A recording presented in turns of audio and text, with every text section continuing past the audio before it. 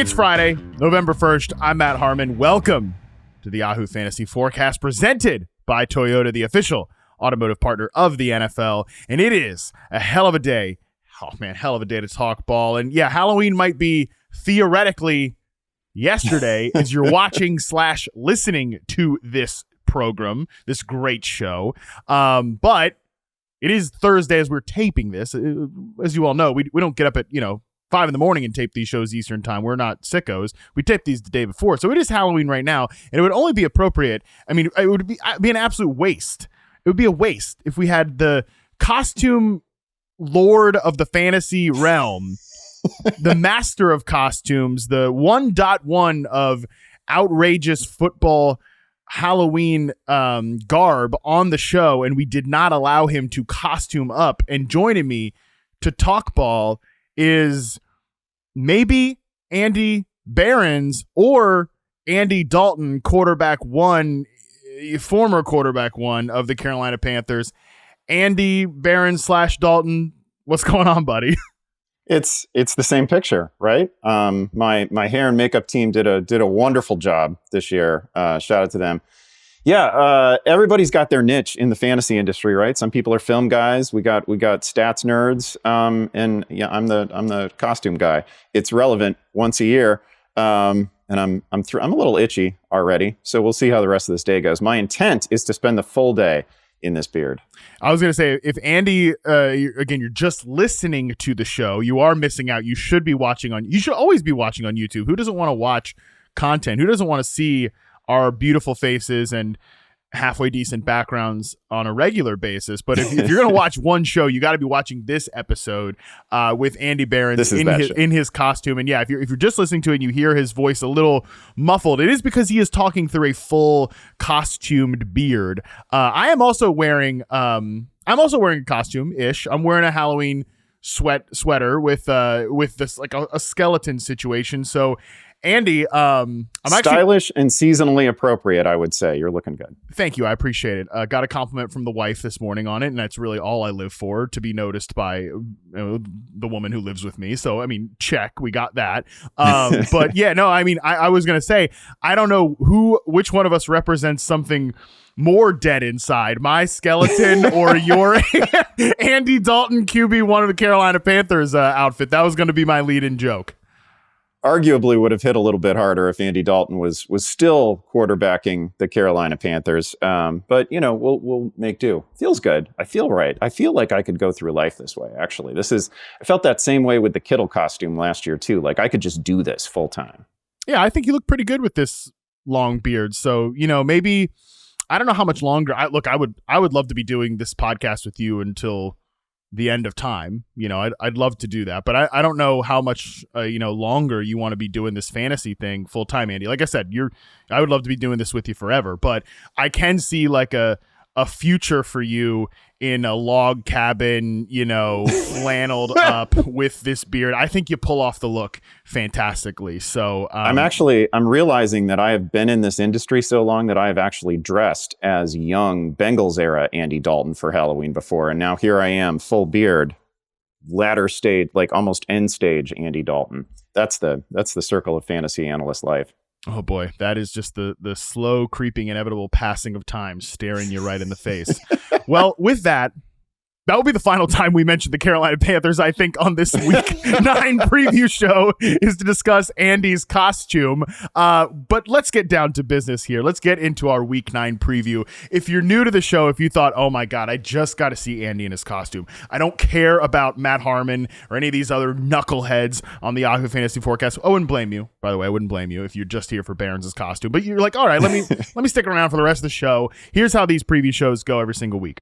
Andy joins me in the first half of the show to provide 3 burning fantasy questions he wants answered and 3 matchups he says deserve your attention, neither of which, again, we will reference Carolina Panthers in either segment with Behrens the rest of the way. Then in the back half, Tera Roberts joins me to identify the make or break players that could determine the outcome of your fantasy matchups this weekend. And then we will finish with our keys to winning players for week number 9. But with that, Andy, let's get into it. 3 burning fantasy questions that you want answered this week. Hit me with your first one.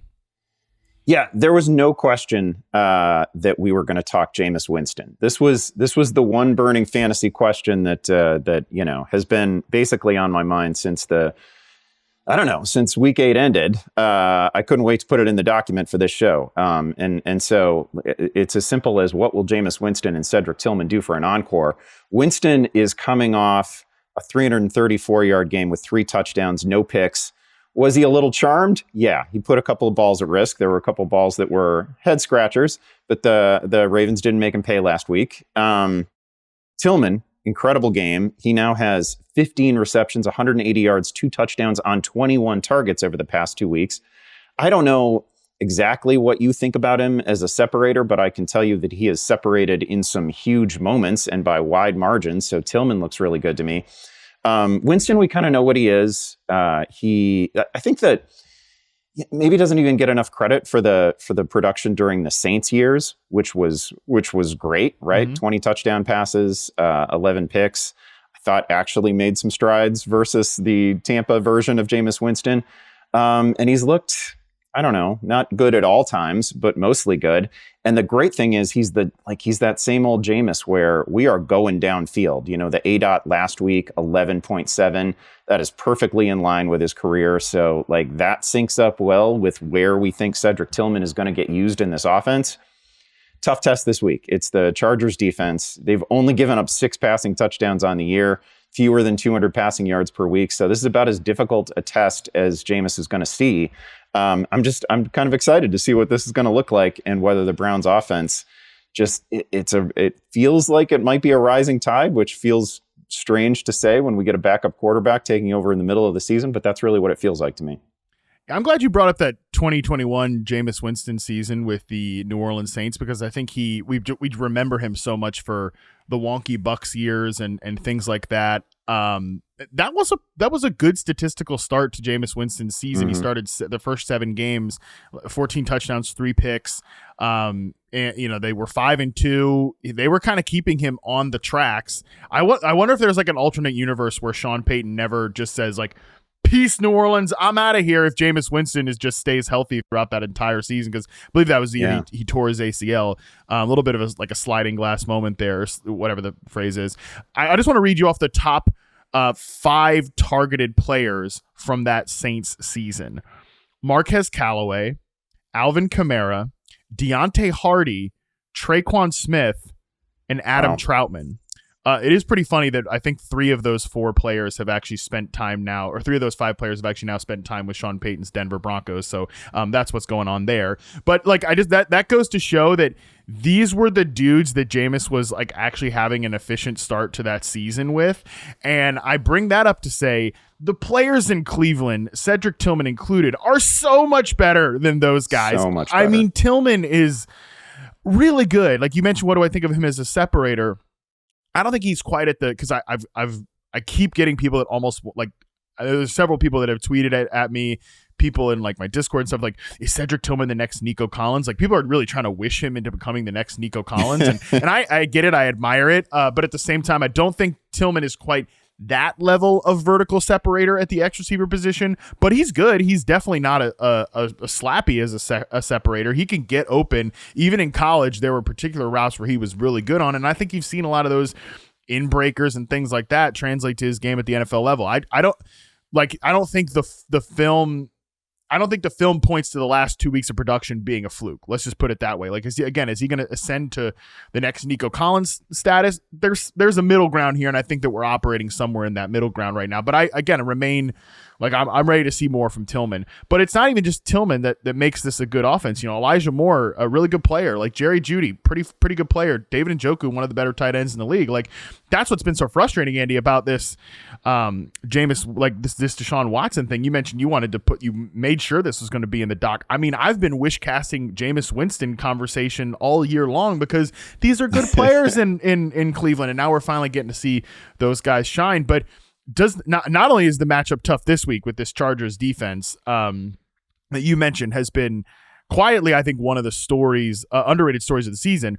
They go on by the Browns doing week 10. And again, I know we're just focused on week 9, but it's worth just noting that they come back out of the bye. They get the Saints, which hit or miss, but then Pittsburgh, Denver, Pittsburgh, Kansas City before the Bengals in week 16. So this is definitely a big test week for the Cleveland Browns Jameis Winston experience. Yeah, that's why I kind of want Cedric Tillman to be more than just, a guy. And I do think it's outrageous to ask, oh, hey, is he Nico Collins? Because Nico Collins, I mean, if it's not clear to you at this point that Nico Collins is a top 10, top 5 receiver in the NFL, I mean, he's, it's a high bar. Yeah. He doesn't have to meet that standard to be super useful in fantasy. And it's not going to be 2 touchdowns each week. We're not going to get a guaranteed touchdown each week. I just think that he's somebody who operates at the level of the field and on the routes that Jameis wants to throw. We kind of know what Jameis wants to do. Like, his tendencies have never really changed. He's gotten a little bit cleaner over the years, but his tendencies haven't changed. He's looking to push the ball. So I am excited. But you're right. Looking at the schedule right now, it's pretty murderous out of that bye. It's ugly. That Saints spot is a good one, but man, the Broncos defense is great. The Steelers are great. The Chiefs are great. It's tough. It's tough until we get into the closing weeks. I also, just as you were sort of ticking through the other receivers there, man, Jerry Jeudy as like a supporting receiver, as like your third receiver, somebody that we're not banking on, production from week in and week out. It's probably a good role. That's probably like his best usage. Elijah Moore, great last week, 12 targets. Like, we got a couple guys here who've earned 12 targets over the last 2 weeks, and I don't think that's accidental. Yeah, I don't think that's accidental at all. Just looking at our rankings right now on Yahoo, you're actually the highest on Cedric Tillman. But generally we're all right in that like wide receiver.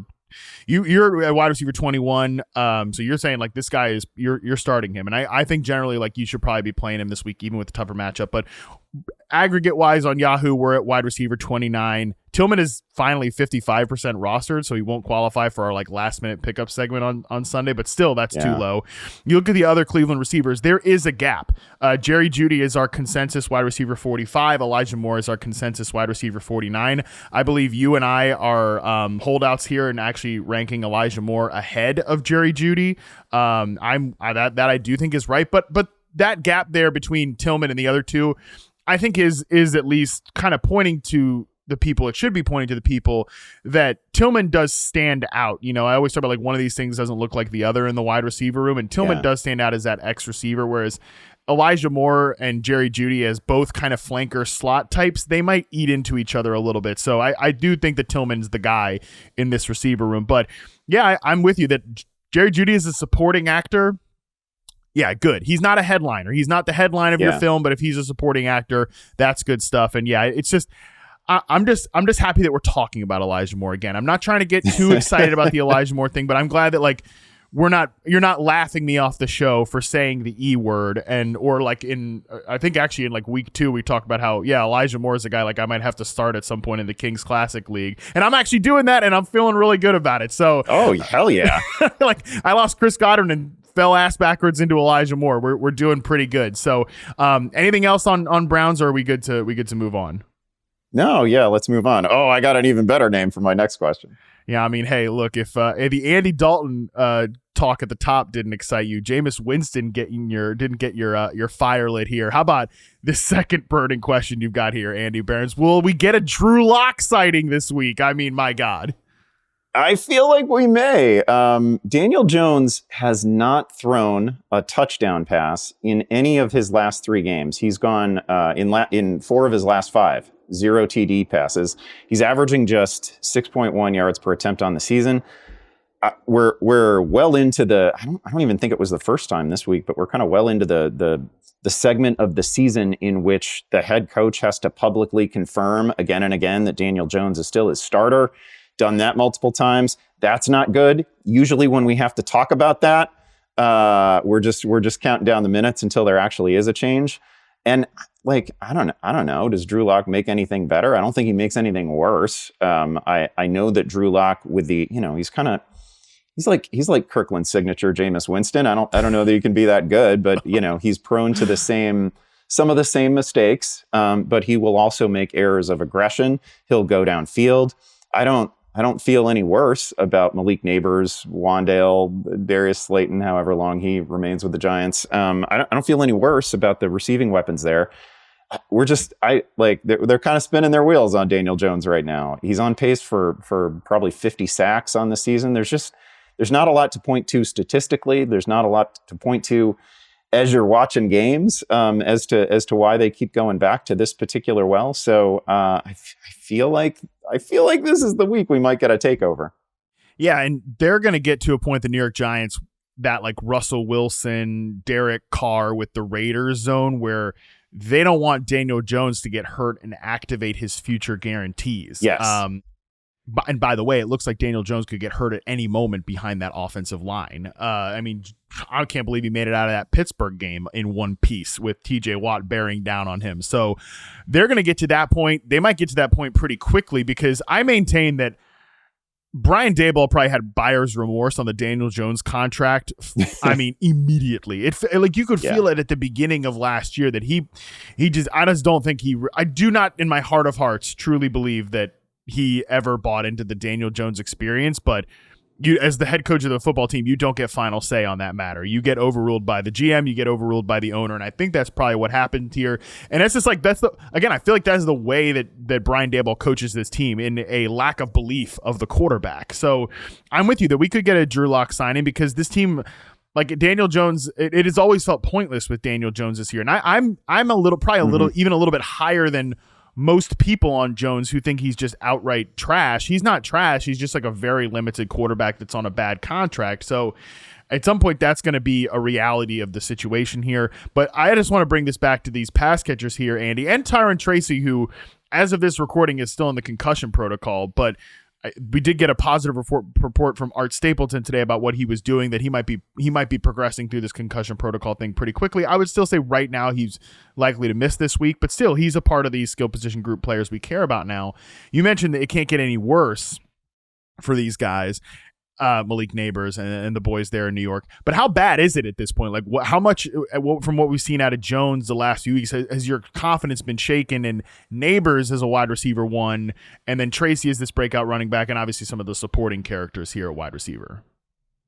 Man, Tracy's been awesome. I can't really say enough good things about Tyrone Tracy. It was kind of wild that he was barely over 50% rostered last week. He has been a true, and we've seen it in multiple weeks, he's been a true, like, make something out of nothing kind of back. There's a limited number of those. So I think he's been an absolutely wonderful player, and he's helpful in the passing game as well. Fully credentialed for work as a receiver. He's been tremendous. But again, like this is 3 straight weeks with 0 touchdown passes from Daniel Jones. And I don't know. Sometimes it's a difficult matchup, but you can't go a month without a touchdown pass, no matter who the opponent is. And obviously Neighbors being sidelined with the concussion was a little part of that. But man, it's tough to watch. Malik Neighbors, who is just a screaming star level talent, saddled by mediocre to sub-mediocre quarterback play. And again, does Drew Lock fix that? I don't know that Drew Lock fixes that. But he is certainly an aggressive downfield gunner, and I'm ready for that. I'm ready for that change.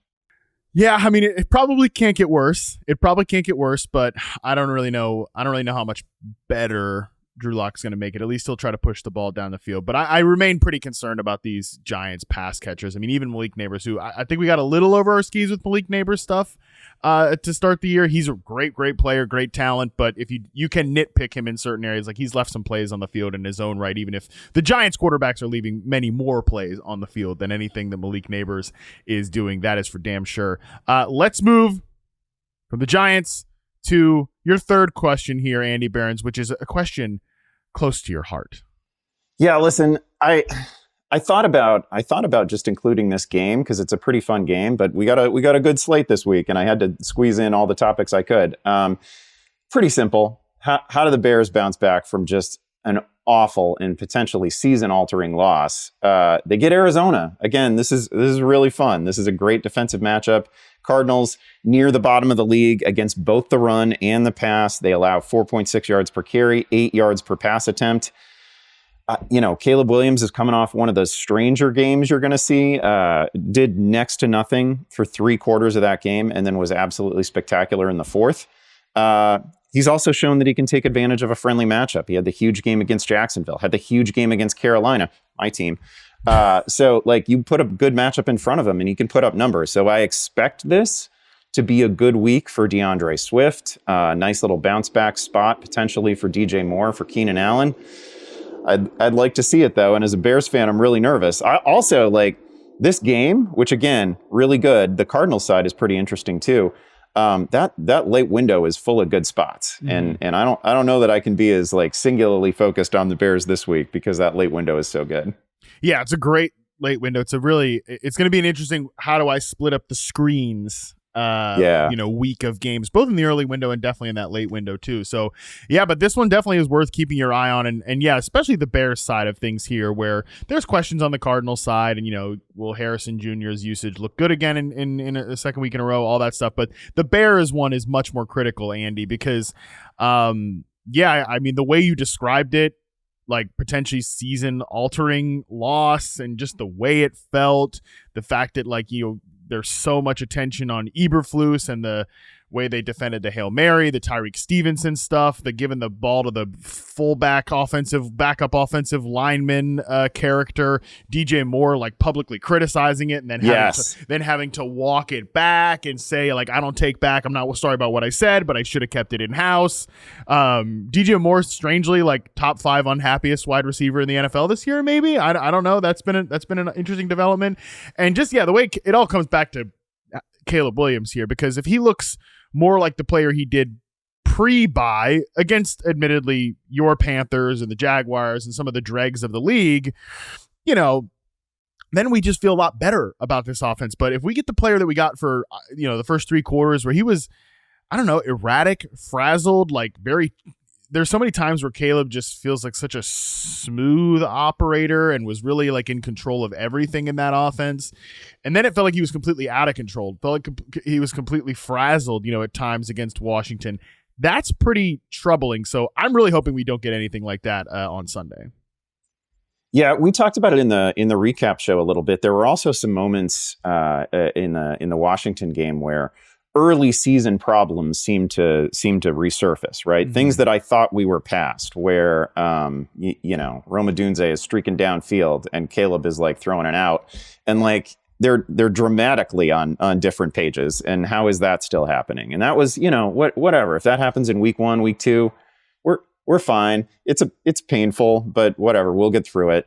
And there were just a number of things that were early season themes that came back in week 8. After the bye, which was really disappointing. So I'd like to see that gone. I'd like to see that just sort of exercised from the offense. If they're good or bad, you would like all the instances of miscommunication to improve. That's number 1. I think you're right about DJ Moore. He and Aaron Rodgers are in a battle for one of the all-time bad body language seasons. Every week, there's a sideline moment, there's an expression of frustration on the field. So, and then more kind of calling out the coaching staff, kind of calling out Shane Waldron this week was wild too.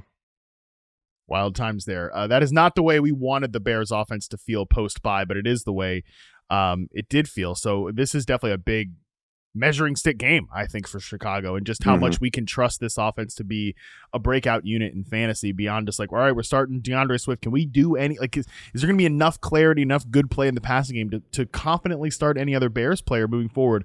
This will be a big test against a beatable defense, that is for sure. Let's take our first break. We come back, we'll talk through the 3 matchups that Andy says deserve your attention right after this. All right, we're back. Let's talk through the 3 matchups, Andy, that you say a very serious man on the other side of the very serious, very, very serious. The 3 matchups that you say deserve the people's attention. Give us your first one here to starting off. It's funny. These are 2 offenses that Detroit and Green Bay, where I'm almost, I don't want to make us talk about Detroit every week, but they're so fun. They're coming off a game in which they somehow put up crazy numbers and yet did it in the weirdest way because so much of it hinged on special teams, right? Detroit at Green Bay is just such an important real life game within the division, within the playoff picture, within just sort of the hierarchy of the NFC generally.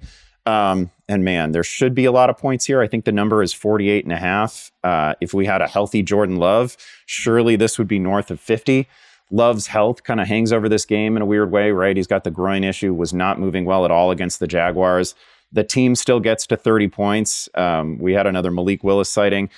Sounds like, if you're just reading tea leaves, Love is going to do absolutely everything he can to play in this one. A good thing. We don't really have a shutdown defense in this one. Both Ds will turn you over, but they will also give up a bunch of yards. On the Lions side, you know exactly what to do with everybody, right? You just play them. Sam Laporta came to life a little bit last week. I fear that was just connected to Jameson Williams being out of the picture, but part of me also wants to believe that it's the beginning of sort of a healthier second half for Laporta, and we're actually going to see some numbers. You know what to do with the running backs on the Lions side. You know what to do with Josh Jacobs, and then it's kind of a spin the wheel situation in the Green Bay receiving room. But really fun matchup nonetheless. Yeah, the Jordan Love thing is really tough. Selfishly, I have a lot of Jordan Love teams, especially a lot of Jordan Love Superflex teams that don't necessarily am I going to have to count on Gardner Minshew as a starter? Probably.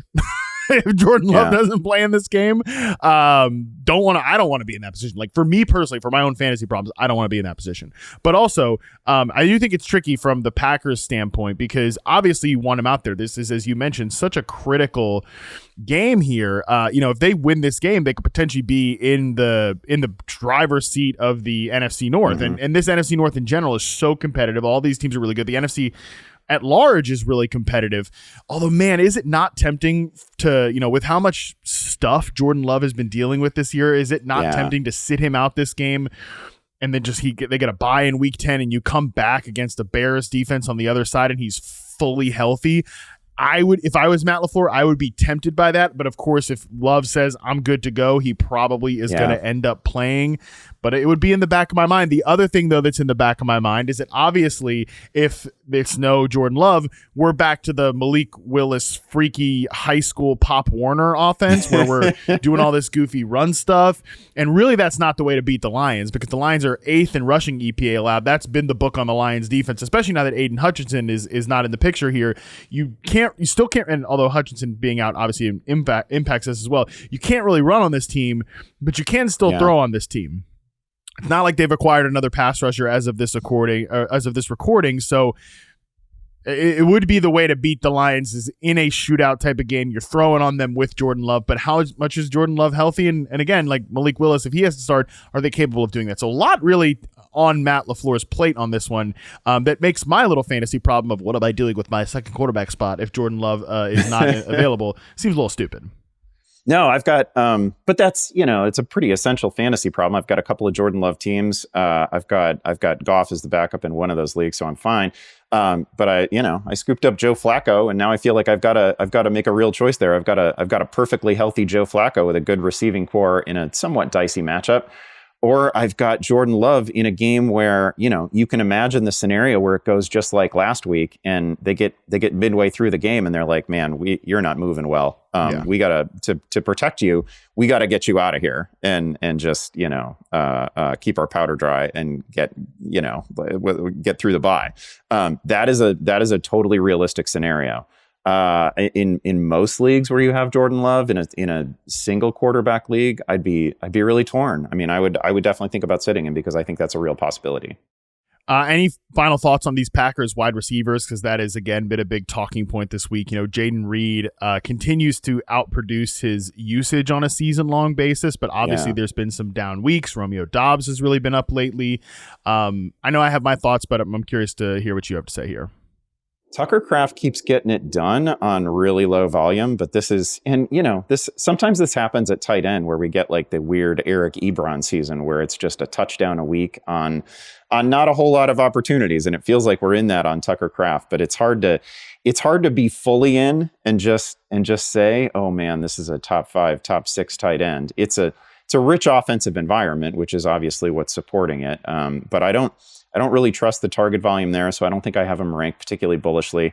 Romeo Doubs has put together a streak of games with decent target totals, and man, talk about a situation that could have gone horrendously after the 1-game suspension. Whatever they did in-house, they did really well, because Romeo Doubs is playing awfully well coming out of that situation, and he's actually seeing some volume. So he kind of sort of got his way, maybe. But he's also a pretty good player, not a dominant player, but a pretty good player. I am more willing to play him than I am any of the other non-Reed receivers here. I'll say that. Oh, for sure. And look, I mean, Tucker Kraft is averaging 10.58 yards after catch per reception. That's, I mean, outrageous for anyone, but certainly for a tight end. But that's the way he's been getting it done, because he's a baller. You know, Jaden Reed, 8.58 yards after catch per reception. That's what you're going to have to rely on, because to me, it's seemingly become a big talking point again. I think it is because the way that Jaden Reed started the season with a couple of massive games with Jordan Love. It's like, oh, is there a distancing? And I do think from a talent perspective, I do think he's the best wide receiver here, but he is not a funnel it all through him type of guy. And we have 4 legit wide receivers here, because even like Wicks and Watson have run the same amount of routes per dropbacks, and obviously Watson has missed a game. But when Wicks is on the field, they throw him the football. His targets per route run is really high. You know, Christian Watson still gets some designed shot plays here, and like both of those things should not be removed from the offense, because those guys are good. So it's just like, it's funny that again it's become this big talking point, because this is what we talked about all offseason, is these guys are all good to some degree. They're all useful players. Nobody's going to get zeroed out here. This has been Romeo Doubs' time. I don't know that it's just going to be Romeo Doubs' time all season long. This is the moment that we're living in right now. So I think that's kind of where the state of the state with the Packers wide receivers. Let's move to the next game here. Another big divisional matchup, Rams at Seahawks.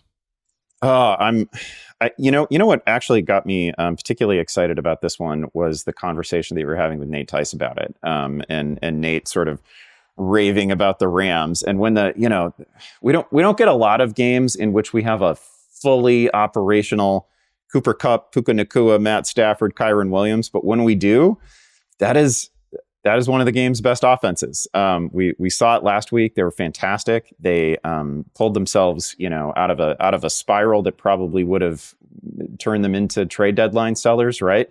And they're as competitive as any team in that division right now. They are. I don't know that I wouldn't rather be the Rams than the Niners right now. They looked awesome. So. On the Rams side, we know who to start. Puka Nacua re-entered the circle of trust in a pretty emphatic way last week. We know exactly what to do with the Rams. The Seahawks are just this wildly schizophrenic team, right? And it certainly mattered to not have DK Metcalf as part of the equation last week. Hopefully he returns, and you get the full effect of having somebody like that who really tilts the field in his favor. He's clearly an offensive key here, but man, that team can have weeks where it just goes so quiet, and then they can have weeks, or they can have halves where you're like, oh man, this is exactly what this Ryan Grubb thing is supposed to look like, and it's humming. The Rams are a pretty friendly matchup. It's not like, defensively they've been some shutdown team. The Vikings were able to put up some numbers against them. Geno Smith is still leading the NFL in every volume-related passing stats: attempts, completions, yards. He's completing almost 70% of his attempts. Only 8 touchdown passes on the year, which is kind of wild given the extreme volume that he's had and the quality of his receivers. Again, I think a healthy DK would make all the difference in the world. It's the setup for a nice game for Kenneth Walker.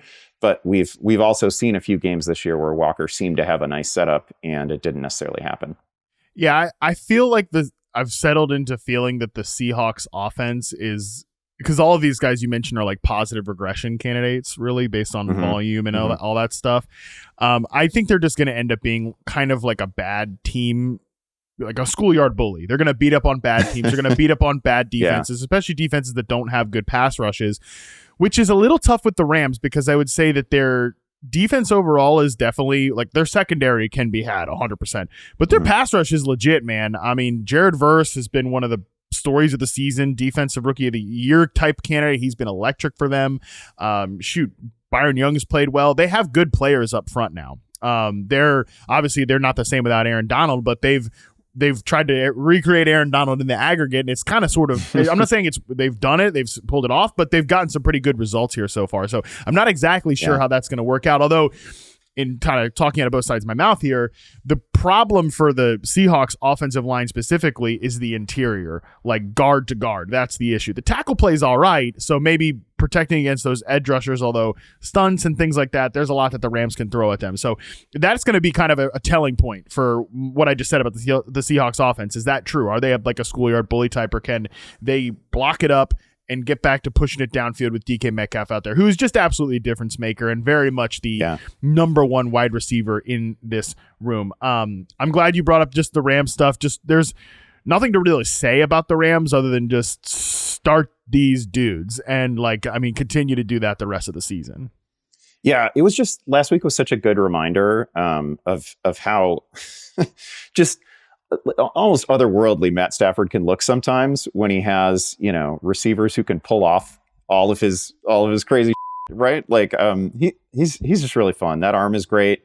He sees the field like a bit of a chess master. That was just such a fun performance against the Vikings, and it gave us, again, it's probably the outcome that we wanted for fantasy, because there were a lot of talk picking up about a Cooper Kupp trade, and clearly the place where Cooper Kupp's fantasy value is the highest is just with the Rams and with Matt Stafford, and in that sort of mind meld situation that they have. Yeah, that was my favorite. Was all right. Well, where's your favorite landing spot for Cooper Kupp at the trade deadline? Los Angeles Rams. Yeah, 100%. I want him to do the Abe Simpson. Go out the door, come right back. That's all I want. Cooper Kupp. That's what we got. That's good. Yeah, I feel like this game we'll actually have a lot to say on the recap show, because I think now that we got kind of an understanding of these two teams and where they're at, we'll be able to have some real takeaways. So excited to break that one down on the recap show. We will not talk about this one, the final game here on the Sunday recap, because it is the Monday night game. Tampa Bay Buccaneers at Kansas City Chiefs. Andy, what do you got in this one? Should be a fantasy buffet. I hope it is. It is DeAndre Hopkins in his second game for Kansas City after it was a quiet debut, but what little he did, I thought looked really good. A good proof of concept game for DeAndre. And again, he'd only been with the team for 3 or 4 days, so no big deal if he's not some high volume guy. I think we, as of this moment when we're speaking, Juju Smith-Schuster not actually ruled out. He is still part of this equation. That he could return and be a thing. They got plenty of weapons right now, I feel. We'll see what. As I'm thinking back to the conversation about Tucker Kraft, maybe Xavier Worthy is like the receiving version of Tucker Kraft, right? Not alike in any way necessarily, but super touchdown dependent. I think Worthy has 26 touches on the season and 5 touchdowns. It's basically the same stat line every week, but he's super useful if he finds the end zone, and otherwise not. And I think his reputation in fantasy circles is really skewed by that season opener, right? 2 touchdowns. And then everybody just assumed, okay, this is a wide receiver 1. Okay, maybe he's a wide receiver 2. But Worthy's name finds its way into sit-start questions where I just can't believe it's there, alongside some receivers who I would never sit.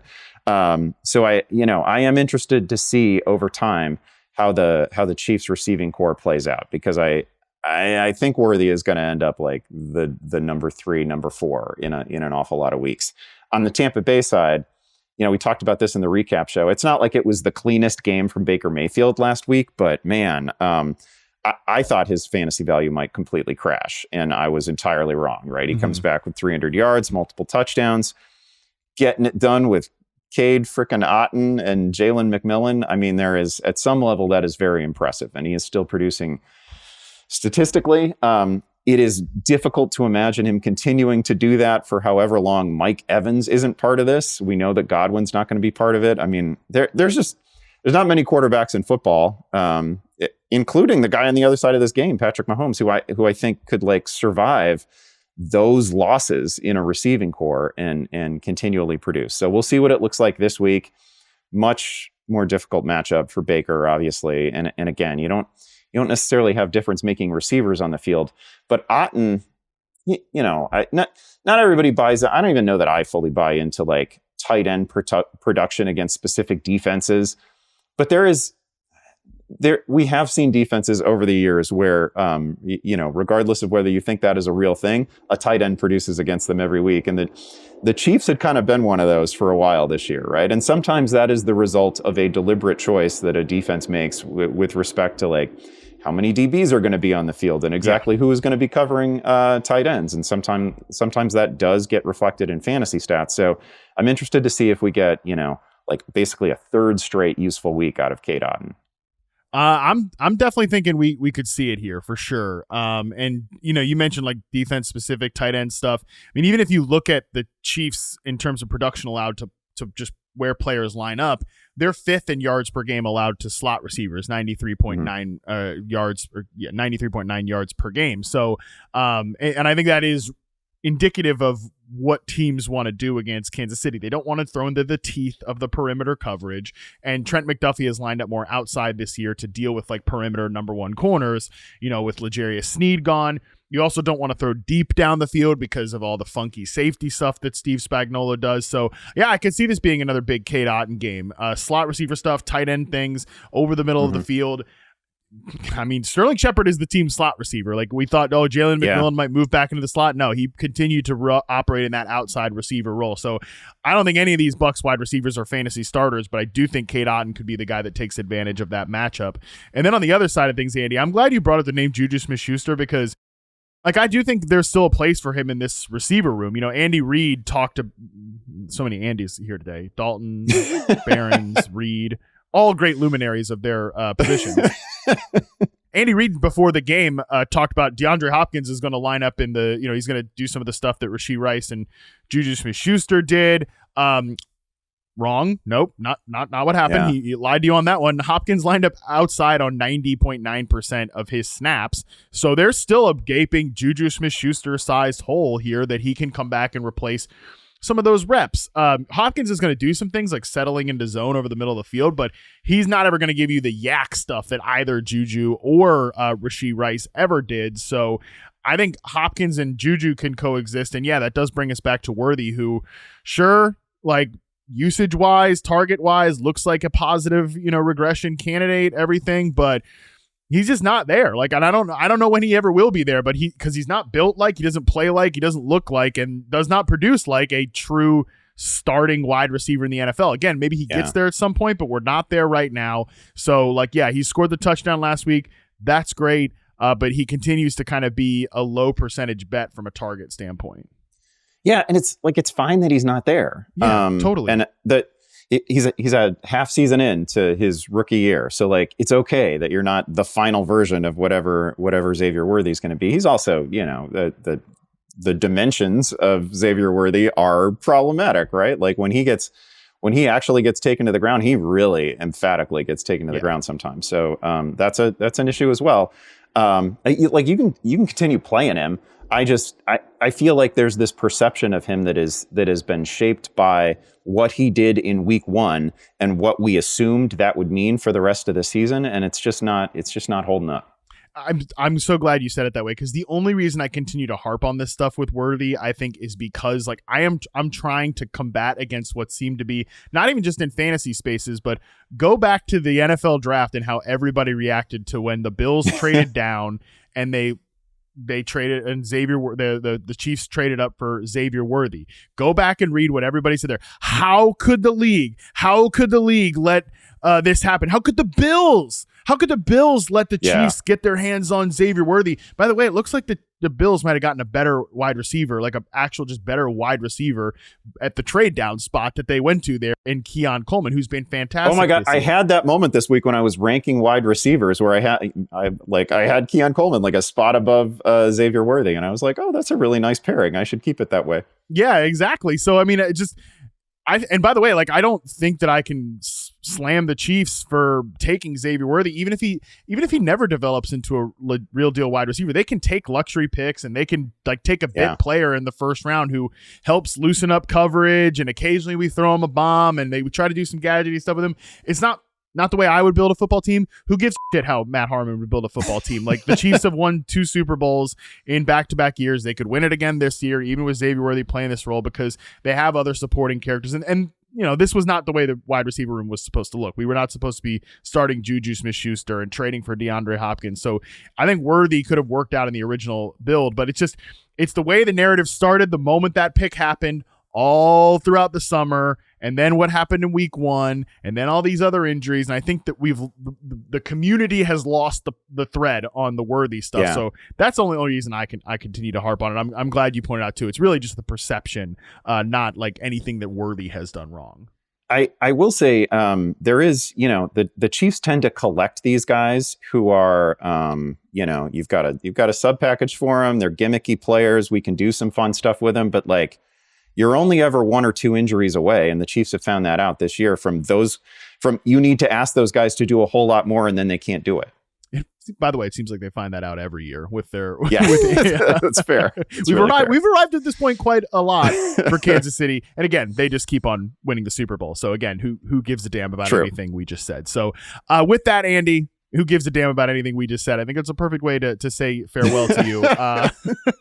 Appreciate you, buddy. Obviously, great stuff as always, not just on the football front, but yet another fantastic Halloween from Andy Behrens here, the costume lord of the fantasy industry. I hope that I have revived your love for the Carolina Panthers today. No, you have not. you've not that it was ever lost. But you've revived my admiration for you as a professional in this space. Not that it was ever lost, but you've reaffirmed let me say it that way. Not revived, you've reaffirmed my admiration for you as a professional in this space, especially as it comes to your listen, Behrens is a superstar, obviously, in the fantasy business. He's a Yahoo legend. He's been doing this maybe since the 70s. I don't know. You can fact check me on that later. But yeah, again, Yahoo staple. However, he doesn't have a makeup team. He doesn't have a costume designer. This is not some, James Cameron millions and millions of dollar budget that Andy Behrens worked with over there. That's all him that you see on YouTube. Again, if you're listening to this, you're missing out. You got to go watch it on YouTube. Yeah. So with that, again, hell of a show by Andy Behrens. Did not revive my love for the Carolina Panthers. Nothing will ever do that. Shoot, I'm wearing the skeleton. Nothing's ever been more dead than any fandom I ever had for the Carolina Panthers. That's been dead for like a decade plus at this point, and ain't nothing coming back on that. But hey, we will be back on the other side of this break. Andy will be back when the dust settles on Sunday night on the recap show. But again, we're going to take a quick break. We come back. Tera Roberts will share her make or break players for week 9 right after this. Joining us now, as she always does here on the preview show, it is Tera Roberts with her make or break players of the week. Tera, what's going on? It is an excellent football week. Kind of a weird morning for me. If you guys hear me, I might be out of breath throughout the entire show because I just got back sprinting back and forth to my kid's bus stop because he forgot something. And I'm not a runner. I did track in high school, but I never ran ever more than 200 yards at a single time. So that was a little more than I'm used to, and I'm kind of exhausted. So yeah, I'll try to keep it together for the show. Well, I have complete faith in you that you will keep it together. And you know what? Look, you've got the endorphins rolling now. You're ready to absolutely dominate these make or break players at this point. So, look, it's a day for all of us. We are recording this obviously on Thursday. It's Halloween, so it's a pretty electric time. And you're right. It's a great slate of football games. A lot of games that I think will have some, let's put it this way, divided attention on Sunday, but we are not going to try to be divisive here on our decision making for this podcast, as we always do. Tera brings her make or break players. These aren't necessarily hey, start this guy, sit that guy type of thing. We're trying to give the range of outcomes, trying to uncover some situations here where there might be maybe underlying value, maybe some underlying concerns. And I'm very curious to hear where you go, Tera, with your first player here, Javonte Williams, who I made the keys to winning player in the segment last week, and it did not work out. So I got that one wrong. I'm very curious to hear where you are with Javonte Williams this week after kind of a down week against the Carolina Panthers. Yeah, I'm sorry to make you talk about him again, Matt. But Javonte Williams, okay. I feel like he's perfect for the make or break list here. And last week, you're right. I mean, I felt confident with you, and I hadn't felt confident about Javonte Williams all season long. It was a good matchup. It should have been a good outcome. The volume was there. He had 17 carries, 4 receptions. Problem is it just yielded very few yards, only 52 total yards. and 7 fantasy points. He was outperformed by Jaleel McLaughlin, who managed more rushing yards and got the touchdown as well. So when we're looking at Javonte Williams, it feels like he is still the clear lead back. That's not what is making me panic here. I am getting mild flashbacks of earlier in the season when it felt like he was on the verge of losing his job and he was underperforming compared to Javonte Williams. But although Sean Payton is difficult to trust, I am trusting that he is not pivoting away from Javonte Williams now just because of a slightly underwhelming performance. He was still fine. So when we look at him in this matchup here, this is where I start to get concerned. Because even if we can have a nice bounce back week here, it's the matchup that kind of makes me a little bit wary here. Now, the efficiency stats do favor Jaleel McLaughlin. He's got the edge over Javonte Williams. But Javonte Williams does still have all of the pass catching upside. He's got the clear edge there. He could get the receiving upside, and that could kind of carry him over in this bad matchup here where literally him getting 50 yards would be considered a decent performance against this defense here with the Baltimore Ravens. So I'm kind of on the fence here. I'm worried and concerned that I fall a little bit more on the break side because I know he's going to get the volume, but in a terrible matchup, how much can we really expect? Is Javonte Williams going to be the player that breaks through against this Ravens defense? I don't know if I have the confidence in that. So now we're depending on a situation where we're relying on checkdowns for him to salvage the fantasy day. Can we really trust that, knowing that this receiving core is potentially changing? We don't know if Deontay Johnson is going to be playing at this point. But if he gets in there and we maybe see some kind of changes in this entire game flow here, where they're pushing more pass volume and they're maybe having to abandon the run, and then we get Bo Nix pushing a little bit more here, and we get into a situation where this is just a bad situation for Javonte Williams.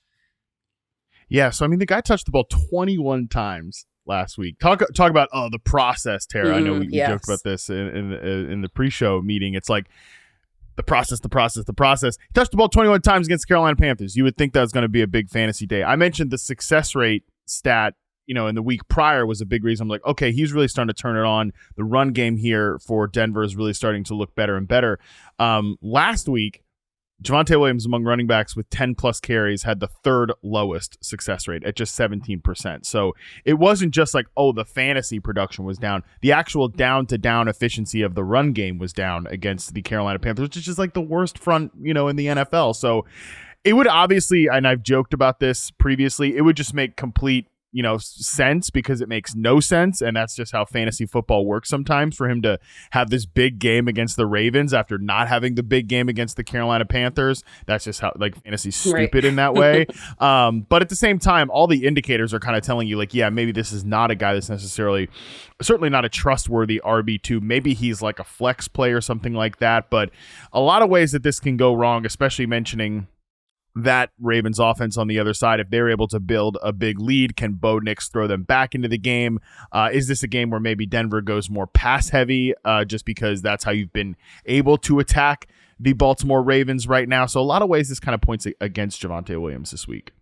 Yeah, and I really do like Bo Nix in this matchup. It feels like a Bo Nix takeover week where the entire offense just runs through him, because the best way to attack the Ravens is through the air. So maybe we get more aggressive pushing downfield to Cortland Sutton, some long plays to some of the other receivers there. And while the checkdowns could exist, maybe we get, instead of him checking down, maybe he's scrambling, running, some rushing upside there. So I feel like this is 1,000 ways for Bo Nix to succeed, and maybe generally one scenario where Javonte Williams can succeed in this game. All right, let's move on to your next player here, who I maintain is still one of the most underrated wide receivers in the NFL. I agree on that one. I feel like people are kind of overlooking Jacoby Myers because he doesn't have the brand name. When you look at him in average points per game, and, maybe people also are looking at the overall numbers, he missed some time there. So, and we've also got to consider that earlier in the season, Devontae Adams was there. But even when you look at average points per game for him, it's not bad. He's wide receiver 30 in average points per game, averaging 10.4 fantasy points per game. That's very similar production to guys like Zay Flowers, Marvin Harrison Jr., DJ Moore. So when you kind of look at it that way, you think, okay, why is he not considered in that same kind of realm? Why do we make excuses for the lack of production for DJ Moore and Marvin Harrison Jr. and don't make excuses or find a reason to talk about Jacoby Myers here?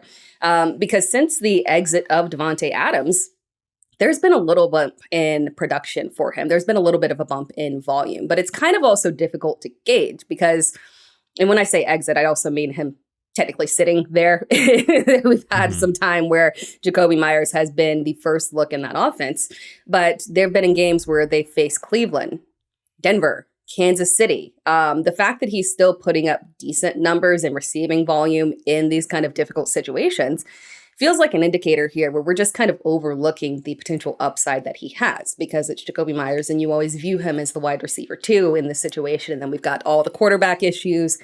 Can you trust Gardner Minshew? Absolutely not. We can't even trust him to make it through an entire game here. There might be a different quarterback as we progress through the game here, especially considering that it's against Cincinnati. They might be able to take advantage of this Raiders defense, get a heavy back and forth here.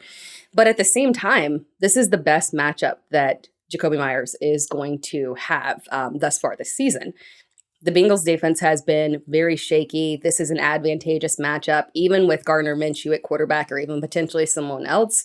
I still feel very comfortable that the volume is going to be going to him. And this could be a situation where we actually see a season high from him. Solid production, high receptions, good yardage, maybe get a touchdown here.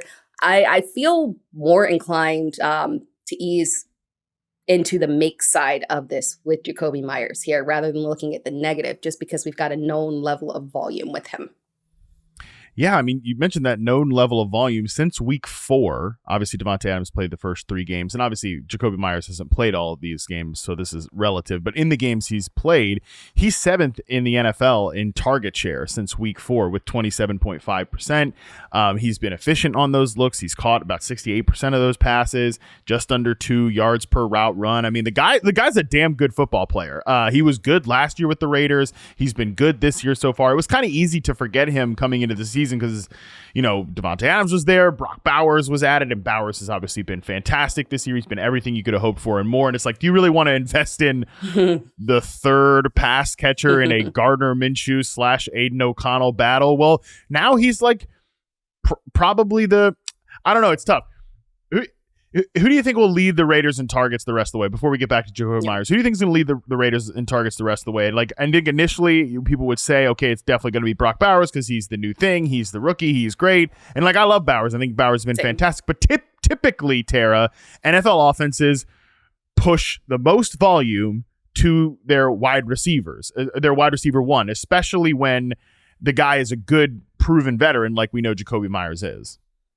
Yeah, and especially considering offensive coordinator Luke Getsy, we have zero reason to believe that he would ever make the tight end the lead target getter in the offense. There's no evidence of that. So I do like Brock Bowers. It's nothing negative against him. Still a top 5 guy. The volume will be there for him, but I do think Jacoby Myers will have the higher target share.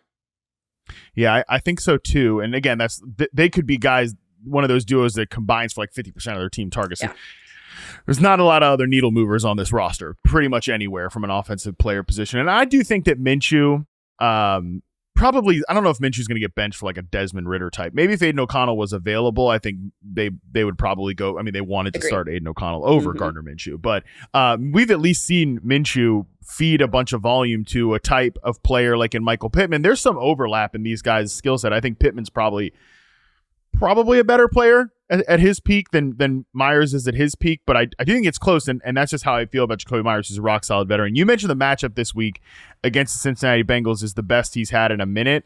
It's going to be the best he's going to have for a minute here. He gets the Bengals this week, a bye week in Week 10, Dolphins defense in Week 11, Broncos, Chiefs before we get through a stretch in the fantasy postseason, by the way.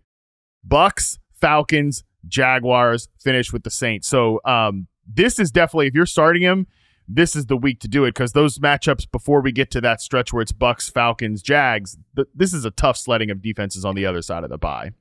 Yeah, this is the one where we can actually get the touchdown and everything after that. Before the fantasy playoffs, we're probably looking at he's got 10 targets and 42 yards.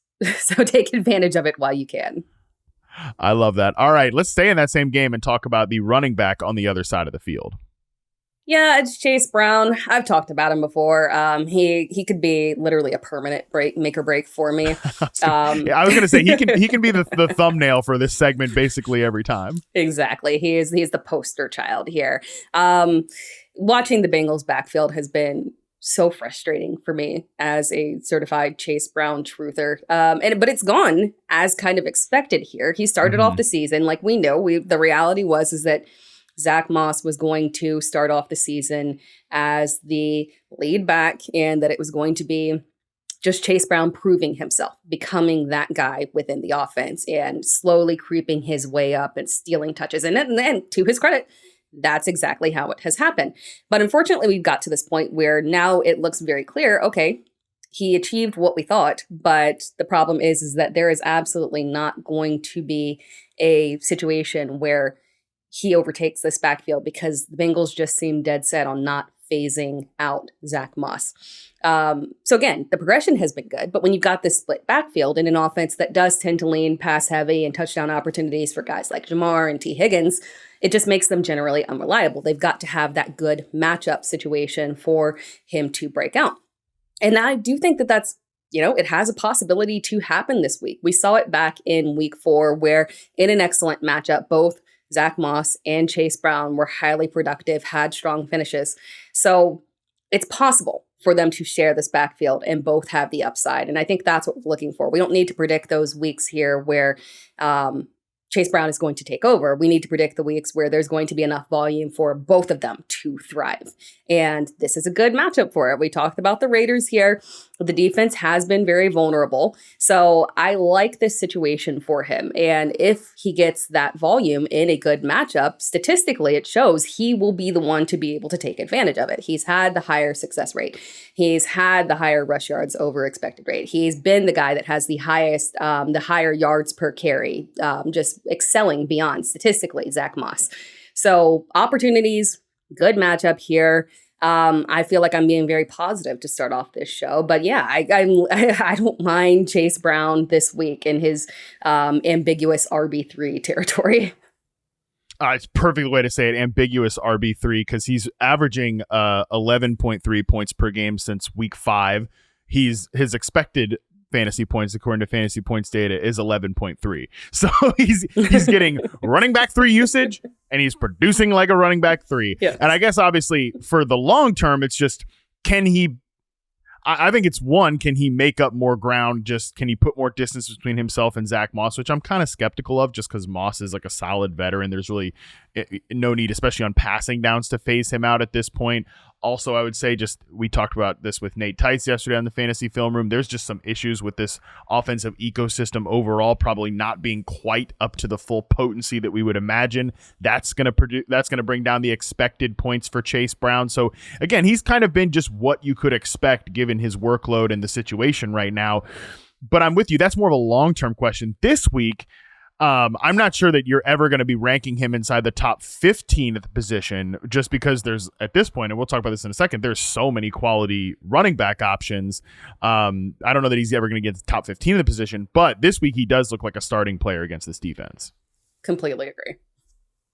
All right, I mentioned that, like the fact we've got so many running backs, and I just wanted to share this note from Josh Norris of Underdog. He said, entering week 9, there are 21 healthy running backs averaging 13 plus fantasy points per game. This is half PPR, compared to 11 healthy wide receivers averaging 13 plus fantasy points per game. It has been a bad, and obviously the health is the big thing here. There's been so many wide receiver injuries, guys have missed time, things like that. But running backs have been the name of the game. And the reason that I bring that stat up when we're about to talk about 2 non-running backs or wide receivers is, Tera, because you put on the outline these next 2 players, Cade Otton, Evan Ingram, with this note. We know that we're starting them at tight end, but can you actually flex them this week? And almost any other time, Tera, I'd see them be like, Tera, respect the hell out of you, but what are you talking about? Like, we're flexing tight ends. We are not flexing tight ends. However, in this year, if certain teams were relying on wide receivers, they're not getting that production, especially in the flex position. Like 11 points per game in your flex is really not good enough from the wide receiver position. You were hoping for more than that, especially if you went heavy at the wide receiver position and you suffered through injuries. So I think that's a good transition to bring in these two guys as Cade Otton and Evan Ingram. Like, yeah, Tara, we know they're tight end starters, but are they potentially more than that for teams that might be desperate? Yeah, and I feel like we get these questions a lot, and we're always like, are we really flexing tight ends? We typically, in start sits, lean the other direction. But I don't mind doing it this week and maybe next week, depending on how these guys are and the injuries kind of shake out here. Yeah. Usually, double tight end. It's like one of my favorite DFS strategies, but now we can bring it into season-long leagues here because tight ends are up. And it wasn't just National Tight End Day, because I know everyone is tired of hearing that, but it's not just that. It is because situationally, with two tight ends in particular, Evan Ingram and Cade Otton, there is massive upside for both of these guys this week and potentially moving forward. And it's difficult to implement the double tight end strategy in fantasy football because typically we're not rostering multiple high end upside or high upside tight ends, right? That's kind of difficult. You don't have both a Travis Kelce and a Brock Bowers typically sitting on your bench. We just typically don't draft that way. It's hard to grab guys like that off the waiver wire. But this is kind of a unique year where with these two guys, we actually have the reality where if you drafted a Travis Kelce or Trey McBride, you're not rostering somebody else more than likely. And that's somebody that's going to offer you that flex-worthy option at tight end. But if you drafted Evan Ingram, you probably had to pick up somebody while he was injured, and you probably didn't want to drop him because it's Evan Ingram. You invested in him and you didn't want to let go. You were willing to just gut it out and wait for him to come. So maybe you had drafted Evan Ingram, you picked up Tucker Kraft, and now you're sitting here with two top 10 high upside options. And you have the possibility of looking at your lineup and saying, okay, I could plug Tucker Kraft into my tight end spot and flex Evan Ingram and get more fantasy production than some of the wide receivers that I might have to start because exactly what you mentioned, they're underperforming because all of the injuries. When we're looking at a guy like Cade Otton, you didn't draft Cade Otton. You probably picked him up thinking, okay, maybe I've got a struggling Mark Andrews. Maybe I'm feeling a little bit uncomfortable with production out of one of my tight ends, or maybe I'm just looking to grab the upside of Cade Otton and with the potential of him being the lead target recipient in this offense. That's exactly how it shaked out. So you're rostering potentially multiple high upside options, and you have the ability to start both of them. And when we're looking at the numbers for them this week, I specifically, we know exactly what Cade Otton did last week. We know that Mike Evans and Chris Godwin are going to be out, so we can feel very confident, even in a not so ideal matchup, that Baker Mayfield is going to continue to thrive. He's going to continue to push volume, and that first recipient, that first look for him is going to be Cade Otton, because we saw Jaleel McMillan just, kind of stepped up, but didn't really, he's not that guy, unfortunately, to be able to step in and become that clear heir apparent to a Godwin or a Mike Evans here. So we know that in with Otton. But with Evan Ingram, I wanted to go back to his 2023 stats, because even if Brian Thomas plays this week, because it sounds like there's a possibility and maybe it's not as serious as we thought it was, but Christian Kirk going out is highly critical for Evan Ingram. I don't think people realize how much this is going to shoot him to the moon, to the potential where he could be the overall tight end one sitting up there right with George Kittle, because that's exactly what his average fantasy points per game was last year when Christian Kirk went out, identical. Exactly. 15.2 fantasy points in half PPR per game was what he had last year, weeks 13 through 18, when Christian Kirk went out with the season-ending injury. The upside is exactly there. It's the same quarterback, it's the same offense, and it's a bad defense, so they're going to have to continue to push volume there. So realistically, we're looking at a guy who really could score top 10 fantasy points if he were a wide receiver here. And we have the option to put both of these guys in our lineups. And I'm kind of excited about it. I now realize this make or break list was a little more positive than I thought, because I am feeling a lot of these options and getting a little crafty here. I mean, you're definitely feeling yourself here for like, let's flex some tight ends at the end of make or break segment. And I love to see it. And I mean, they're perfectly well said about Evan Ingram and when Christian Kirk is out. And I mean, I'll just underscore the point that, like, yeah, Evan Ingram is a tight end, but he's basically a slot receiver. And Christian Kirk is a slot receiver. So it's naturally going to just kind of go that way. That's a particular situation. But the Cade Otton one, I want to go back to him because, Tera, this is why it's so tough. And you know, I said this a lot last week when we're discussing these backup Bucs wide receivers.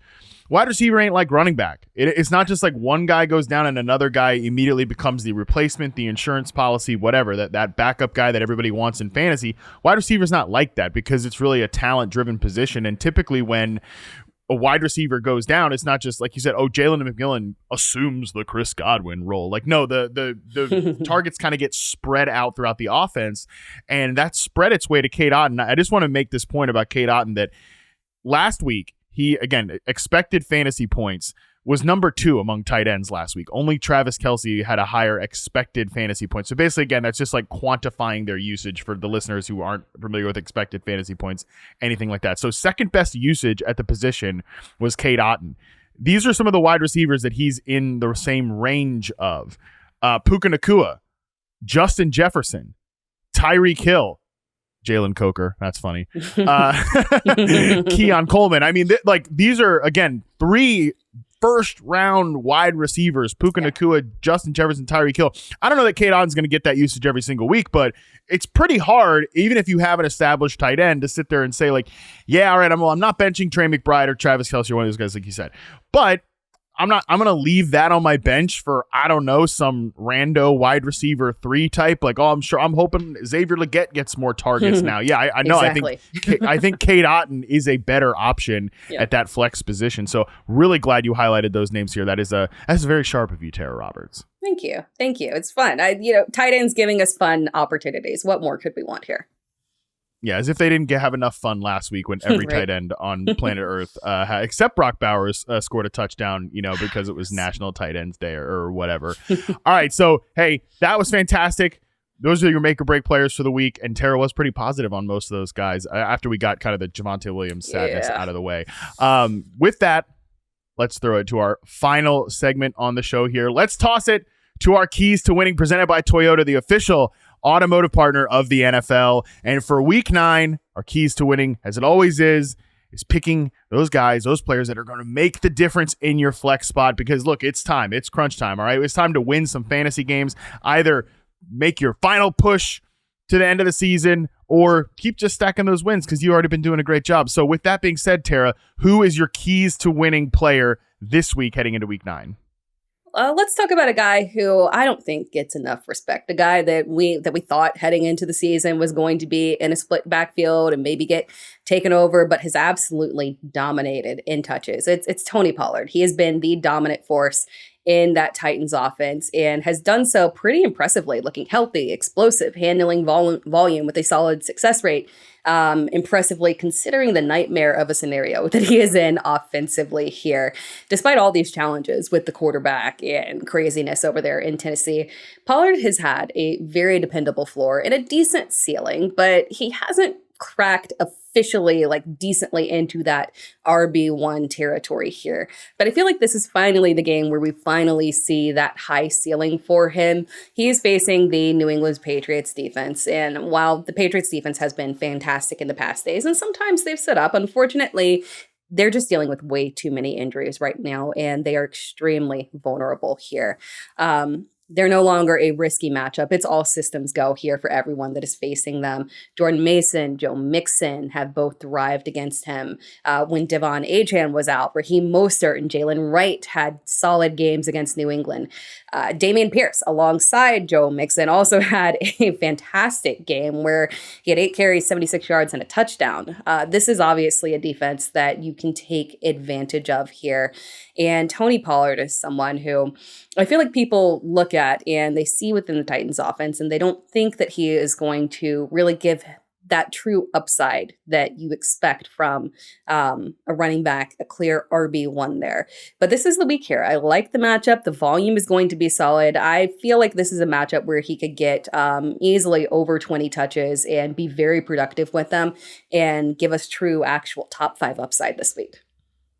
I'll tell you what, I got a fantasy team where Tony Pollard is one of those guys that I'm counting on in the flex over some of these wide receivers. So I'm hoping that you're right about this one, Tera Roberts. I will just go with the layup here. I'm sure I've offered this player up before in keys to winning, but it's got to be Josh Downs, who again, it's just a layup option for a segment like this now that Joe Flacco is starting for the Indianapolis Colts against Minnesota Vikings in Week 9 in the 3 games. Joe Flacco took the most quarterback snaps for the Colts. That's week 4 to 6. Downs was targeted on 33.7% of his routes run, which is just fantastic volume overall. He also tied Michael Pittman for a team high 5 red zone targets in that span. He scored twice.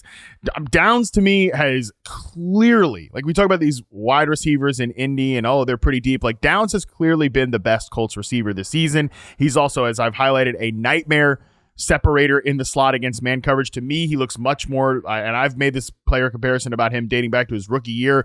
He looks much more like a Tyler Lockett type of interior matchup weapon in the slot as opposed to just some pop gun slot player archetype. And Minnesota, by the way, it's great defense overall, but they have given up 93 yards per game to slot receivers this season as teams have tried to push away, get away from that outside coverage, get away from the amoeba shells that they use on the outside. 93 yards per game is a top 6 mark in terms of yards allowed per game to slot receivers. So I think you can lock Josh Downs into your lineups this week. And frankly, as long as Joe Flacco's out there, which they say is going to be the foreseeable future, we'll see how long, but I don't care how long it is. However long Joe Flacco is under center for the Colts, I'm locking Josh Downs into my lineups, and you should be too. And with that, that's going to do it for our Week 9 preview. Tera, Week 9. I mean, look, nobody's 100% healthy in Week 9, but we're crushing it on this podcast. You are crushing it, and even though you are not 100% healthy after your sprint this morning, so ice up, stretch up, whatever you got to do, because we got some games coming up here. Tell the people what they can check out from you on Yahoo the rest of the week. Absolutely. Make sure that you check out the Make or Break article. I dive into all these players more. It should be published and ready to go for you guys when you listen to this podcast. And of course, always join Sunday as well for Fantasy Football Live with me and Matt. Yes. And 2 other folks who shall remain nameless on that show as well. Tera is absolutely crushing our flex player competition every single week, and your boy is starting to fall behind, so that is painful. And if you want to watch that pain, how could you not want to watch that pain? Make sure you tune into Fantasy Football Live every Sunday morning on Yahoo Sports, YouTube as well. You can find us there.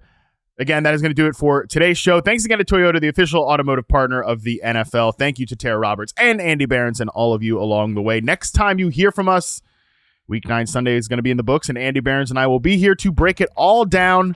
Until then, we are out.